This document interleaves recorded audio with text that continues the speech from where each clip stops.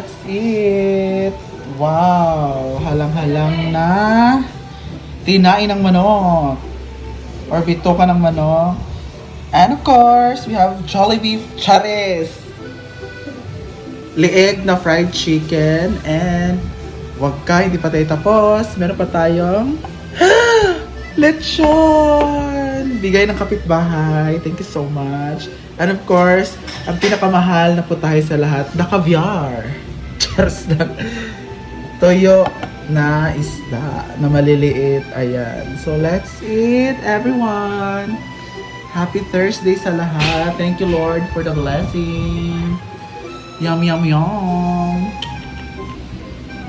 Let's eat. Let's eat.